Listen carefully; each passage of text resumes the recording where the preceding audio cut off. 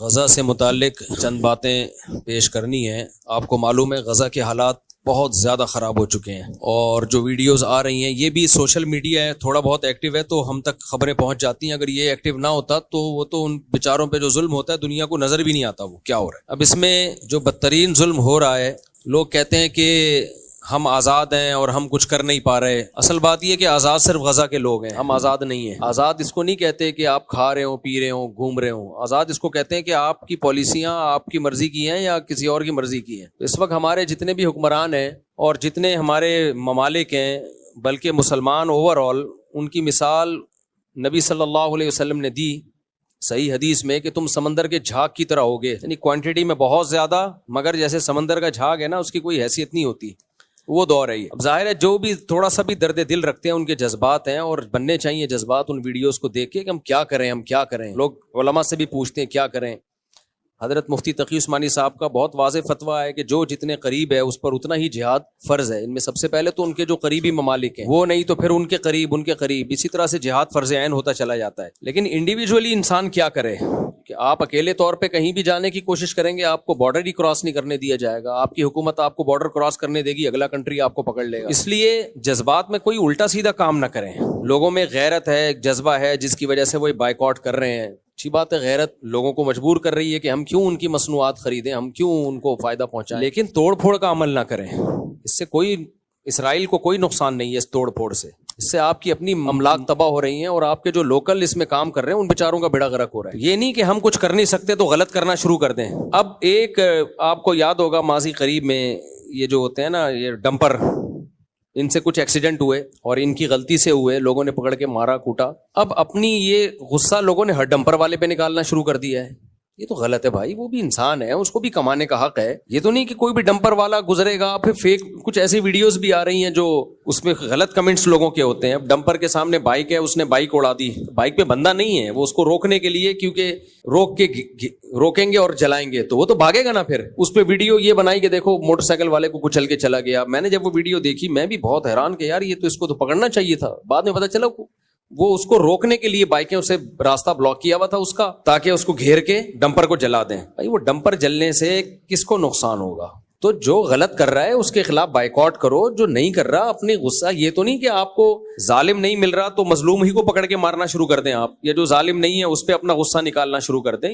یہ جذباتیت سے ہٹ کے ہمیں سوچنا چاہیے۔ غزہ کا ظلم، ساری دنیا اس درد میں ان کے ساتھ شریک ہے اور سب غمزدہ ہیں۔ یہ ایسا نہیں ہے کہ سینے میں صرف چند لوگوں کے دل ہے، باقی سارے پتھر دل ہیں۔ سب روتے ہیں راتوں کو، اللہ کے سامنے مانگتے بھی ہیں، دعائیں بھی کرتے ہیں، لیکن ہم اگر صحیح نہیں کر سکتے ان کے لیے تو غلط کم از کم نہ کریں، غلط نہ کریں، ہم ایسا کام نہ کریں جس سے ہم اور برباد ہو جائیں۔ اس وقت اسرائیل کی سازش کیا ہے؟ اسرائیل کی سازش ہے جتنے بھی اسلامی ملک ہیں ان میں جو رہی صحیح طاقت ہے اس کو ختم کیا جائے۔ تو آپ کوئی ایسا کام نہ کریں کہ آپ سے اگر صحیح نہیں ہو رہا تو آپ غلط کرنا شروع کر دیں۔ میں نے بہت کوشش کی ہے ابھی ماضی قریب میں کہ کسی طرح ہم وہاں تک امداد پہنچائیں۔ تھوڑا بہت اللہ نے سینے میں ہمیں بھی دل دیا ہے۔ ہر شخص کا آپ کے دل میں سینے میں زیادہ مضبوط دل ہوگا یا زیادہ رحم دل ہوگا، تھوڑا بہت تو ظاہر ہے ہم بھی مسلمان ہیں، انسان ہیں۔ تو میں نے کوشش کی کسی طرح ہم ان تک مدد پہنچائیں۔ میری تو ایک فاؤنڈیشن بھی بن چکی ہے، میں نے کلپ بھی ریکارڈ کروایا کہ بھائی کچھ نہیں کر سکتے تو جو زخمی ہیں، جو بھوکے ہیں، ان کو کھانا تو کھلائیں ہم۔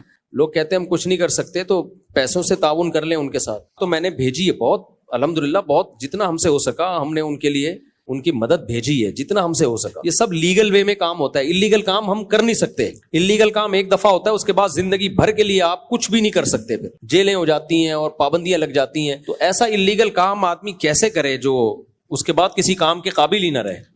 تو لیگل وے میں ہی کام ہم کر سکتے ہیں، اس سے زیادہ ہمارے اندر استطاعت نہیں ہے۔ باقی دکھ میرے بھائی سب کو ہے، ہمیں بھی ہے، آپ کو بھی ہے، اور ہونا چاہیے۔ یہ ایمان کا آخری حصہ ہے کہ انسان کو دل میں تکلیف تو ہو۔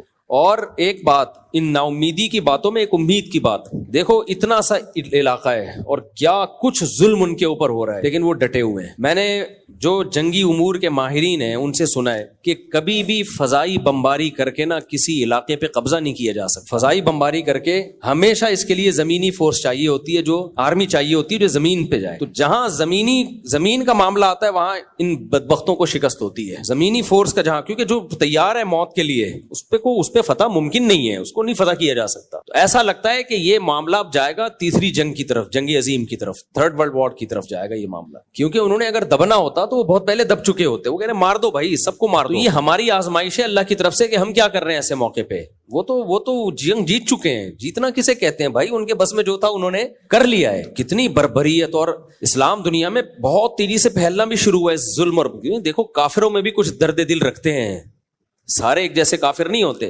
ناروے میں, یورپ میں اسلام بہت تیزی سے پھیل رہا ہے. وہ دیکھ رہے ہیں کہ یار یہ اتنی سی ایک جماعت ہے, بڑی بڑی طاقتیں مل کے ان کو قبضہ کرنے کی کوشش کر رہی ہیں, اور کتنے مہینے ہو گئے وہ قبضہ نہیں کر سکتے. تمام تر صلاحیتیں جھونک دی انہوں نے وہاں پہ, لیکن ایک بال زمین پہ قبضہ نہیں کر پا رہے ہیں وہ. تو یہ ساری دنیا اندھی نہیں ہے بھائی, دنیا بھی دیکھ رہی ہے. کہ اللہ تعالیٰ ان مظلوموں کی فریاد سنے, ہماری فریاد سنے, اللہ ان کو اس ظلم سے نجات عطا فرمائے. اور قرآن میں اللہ نے یہودی کے بارے میں کہا یسعون فی الارض فسادا, یہ زمین میں فساد مچاتے رہیں. یہودی بھی سارے ایک جیسے نہیں ہیں, ان میں بہت سے یہودی بھی نیوٹرل ہیں, وہ نہیں اسرائیل کی ان باتوں کو پسند کرتے. تو ایسا نہیں ہے کہ کوئی بھی یہودی ملے آپ اس کو مارنا کوٹنا شروع کر دو, سارے ایک جیسے نہیں ہیں. جب یہ سربیا کی جنگ ہو رہی تھی, بوسنیا کی جنگ, جس میں سربی لوگ لڑ رہے تھے اور بوسنیا کے لوگوں سے, تو جو ظلم بوسنیا میں ہو رہا تھا, تو جو وہاں ٹرسٹی تھے جو مدد کر کے لیے گئے ہوئے تھے, انہوں نے ہمیں بتایا کہ اس ظلم کے خلاف بہت سے عیسائیوں نے آواز اٹھائی تھی, یہ غلط ہو رہا ہے. اور پراپر عباس نے تو خودکشیاں کر لی کہ یہ مسلمانوں کے ساتھ غلط ہو رہا ہے. تو اس لیے ایسا نہیں ہے کہ کوئی بھی غیر مسلم ہو یا یہودی ہو آپ اس کو نقصان پہنچانا شروع کر دیں. بہت سارے یہودی اس کے خلاف ہیں, جو صہیونیوں کے خلاف ہیں بہت سارے. تو ایک مخصوص طبقہ ہے جو دنیا میں ڈکٹیٹر بنا ہوا ہے, دنیا کا باپ بنا ہوا ہے, اور وہ کسی کی نہیں سن رہا. وہ طاقت کے نشے میں ہے, اس نے بڑی بڑی طاقتوں کو اپنے ساتھ ملایا ہوا ہے, اور وہ قرآن کی پیشگوئی پوری ہو رہی ہے کہ یہ زمین میں کیا کریں گے, فساد مچائیں گے. اور ہمارے پاس قرآن کی واضح ہدایات ہیں. قرآن میں اللہ نے کہہ دیا ضربت علیہم الذلہ, ان پر ذلت مسلط کر دی ہم نے.